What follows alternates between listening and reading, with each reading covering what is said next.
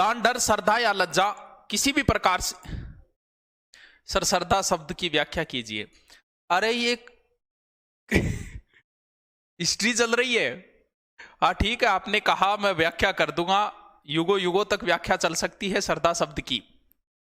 श्रद्धा और प्रेम दोनों शब्द बहुत अलग अलग है।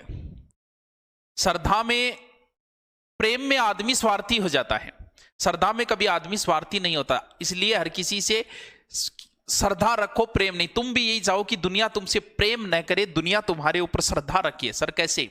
अगर व्यक्ति को, जिससे आपको प्रेम है, आप ये चाहते हो कि उससे कोई और प्रेम ना करे, जबकि जिसके ऊपर आपकी श्रद्धा है आप चाहोगे कि उसके ऊपर से, जैसे भगवान से आपको जो है वो श्रद्धा है भगवान के ऊपर, भगवान से आपको प्रेम नहीं है। आप जिस भगवान को मानते हो, जैसे आप हनुमान जी को मानते हो, तो आप ये चाहते हो कि सब हनुमान जी को माने। लेकिन जिससे आप प्रेम करते हो, कभी नहीं चाहते कि उससे कोई और प्रेम करे। हमारे ऊपर आपकी श्रद्धा है, ना कि हमारे ऊपर हमसे आप प्रेम करते हो।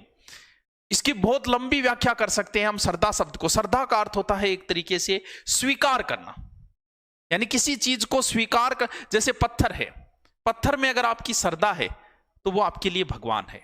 अगर पत्थर में आपकी श्रद्धा नहीं है तो वो एक पत्थर है, आपके लिए कुछ नहीं है। तो श्रद्धा पे ही सारी की सारी, बिना श्रद्धा कभी ज्ञान प्राप्त नहीं हो सकता। अगर गुरु के प्रति आपकी श्रद्धा है तो आप बहुत अच्छा जैसे ज्ञान प्राप्त करोगे। सर कैसे? अगर आपने ये सोच लिया, क्यों? क्योंकि ज्ञान के लिए आदमी को नीचा होना पड़ता है, किसी से लेने के लिए नीचा होना पड़ता है आदमी को।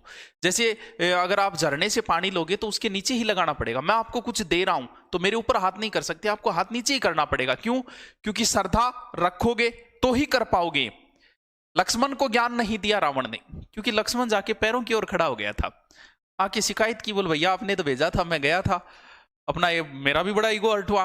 लेकिन वो बोले यार खड़ा किधर हुआ था? बोल सर की तरफ। बोल नहीं, ज्ञान लेने के लिए पैरों की तरफ खड़ा होना पड़ता है। आपको श्रद्धा रखनी जरूरी है किसी के प्रति। ज्ञान, आप अपनी पुस्तक है, चलो एक मनोवैज्ञानिक तरीके से बताता हूं श्रद्धा। मान लो आप ट्रेन के अंदर बैठे हो और सामने भी कोई पुरुष बैठा है आपके, आपने कोई ध्यान नहीं दिया, उससे आपको कोई मतलब नहीं, ना आपने उससे कोई बात की। थोड़ी देर बाद कोई एक व्यक्ति आया और उसको, उस पुरुष से उस व्यक्ति ने झुककर प्रणाम किया।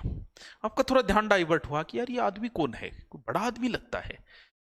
दूसरा व्यक्ति फिर आया थोड़ी देर बाद, उसने भी उनको झुक के प्रणाम किया।